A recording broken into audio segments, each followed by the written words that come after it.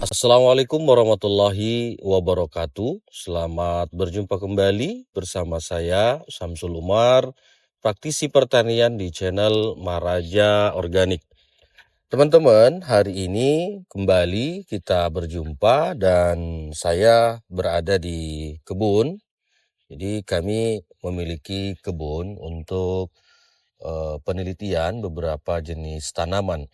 Nah, hari ini kami membahas daun kemangi.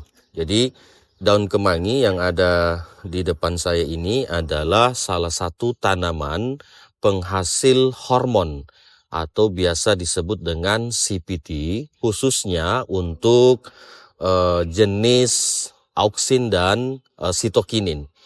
Nah, teman-teman, di dalam daun kemangi ini kandungan sitokinin dan auksinnya sangat tinggi. Itu ditandai dengan ketika kita misalnya mengambil bagian daun atau pelepah-pelepah dari daun kemangi ini, itu tidak membutuhkan waktu lama, itu akan keluar pucuk baru dan tangkai baru. Nah, itulah indikasi atau cara mengukur bahwa tanaman tersebut memiliki kandungan auksin ataupun sitokinin yang tinggi. Nah, teman-teman, daun kemangi ini sering kita gunakan sebagai lalapan.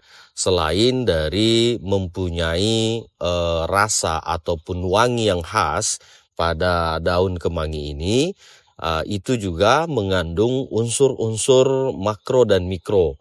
Di antaranya, kemangi ini memiliki kandungan kalium yang sangat tinggi ditambah dengan ada magnesium. Nah, teman-teman, ketika daun kemangi ini dijadikan lalapan, ini tidak perlu dimasak.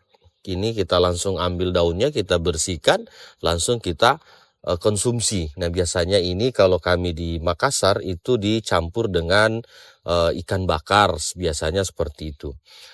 Nah, daun kemangi ini selain memiliki kandungan unsur hara-hara, ini juga memiliki kandungan minyak atsiri. Jadi teman-teman, kalau daun kemangi ini disuling, ini mengeluarkan minyak. Nah, minyaknya inilah yang juga bisa berfungsi sebagai antimikroba. Nah, teman-teman, tidak pernah kita melihat daun kemangi itu diserang oleh jamur, diserang oleh bakteri, ataupun ada hama yang hinggap di daun kemangi ini. Karena apa? Itu tadi dia memiliki kandungan minyak atsiri yang bisa menangkal hama dan penyakit itu. Ditambah lagi unsur hormon yang saya maksud tadi, yakni sitokinin dengan auksin, ini bisa membantu mempercepat pertumbuhan tanaman kita ketika daun ini kita ekstraksi. Lalu bagaimana dengan cara mengekstraksinya? Jadi daun ini yang kita ambil ini daunnya saja. Apalagi di pucuk-pucuk barunya ini kita ambil, nanti ini di blender. Nanti ini di blender, tidak perlu ditambahkan dengan unsur apapun. Jadi cukup dengan pucuk-pucuk daun kemangi ini kita ambil.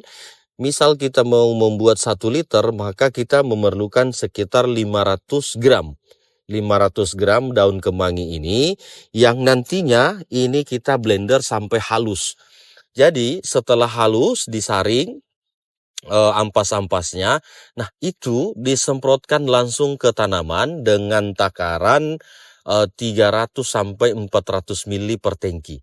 Jadi kalau 1 liter idealnya itu 3 tangki, atau kalau mau lebih maksimal itu cukup 2 tangki saja. Misalnya kita mau menyemprot tanaman kita, tanaman padi kita, atau tanaman jagung, tanaman cabai, usahakan ini disemprotnya di usia 7 hari setelah tanam. Jadi kalau mau melihat efektivitas dari daun kemangi ini sebagai hormon, sebagai pupuk juga, sebagai pestisida juga, ini bisa dilakukan penyemprotannya di usia 7 hari setelah tanam. Maka tanaman nanti akan cepat sekali keluar tunas-tunas baru atau pucuk-pucuk baru. Teman-teman, di dalam berbudidaya tanaman kemangi ini itu juga sangat mudah. Dia bisa tumbuh di tempat mana saja. Kalau di kami ini tumbuh di tanah gersang, karena tanah ini adalah tanah timbunan, karena berada di tengah-tengah kota Makassar. Jadi semuanya di areal sini ini kurang lebih 8.000 meter. Ini adalah tanah bangunan, tanah timbunan. Jadi tanah dari pegunungan yang minim akan unsur hara, tapi dengan seperti itu juga si kemangi ini bisa tumbuh dengan baik. Teman-teman sekalian, jadi ketika kita mau mengambil bahan pupuk atau pestisida, maka dilihatlah bagian-bagian daun tanaman ini. Dari sisi kehijauannya, dari sisi pertumbuhan tunasnya, dari serangan hama dan penyakitnya, ataupun dari sisi-sisi banyaknya tangkai atau bagian-bagian dari dahan-dahannya ini. Nah, itu teman-teman cara untuk memilih tanaman yang bisa dijadikan sebagai tanaman untuk bahan baku pupuk, bahan baku pestisida, ataupun bahan baku hormon. Begitu teman-teman. Jadi ini cara yang paling mudah, murah, dan sekaligus kalau kita melihat bahwa ini sangat mudah dimanfaatkan, sangat mudah ditanam, dan hampir di semua daerah ini tumbuh, hampir di semua jenis tanah ini bisa tumbuh. Jadi sangat efektif. Dan kalaupun harus membeli bibit, itu bibitnya pun murah. 15.000 itu paling tidak isinya ada 10.000 pohon. Jadi sangat mudah untuk mengembangkan ini, ditanam saja. Ataupun kalau misalnya teman-teman mengalami penyakit diabetes, penyakit tekanan darah tinggi, nah ini menjadi alternatif yang sangat efektif untuk dijadikan sebagai minuman herbal. Ini bisa dijadikan lalapan, bisa di blender terus diminum airnya, bisa juga dimasak bersama dengan sayur. Jadi ini bisa berfungsi ganda, baik untuk tanaman, baik untuk manusianya itu sendiri. Saya kira begitu teman-teman ulasan kita hari ini, karena sudah maghrib, agak telat pengambilan videonya, jadi mungkin agak gelap gambarnya. Terima kasih. Assalamualaikum warahmatullahi wabarakatuh.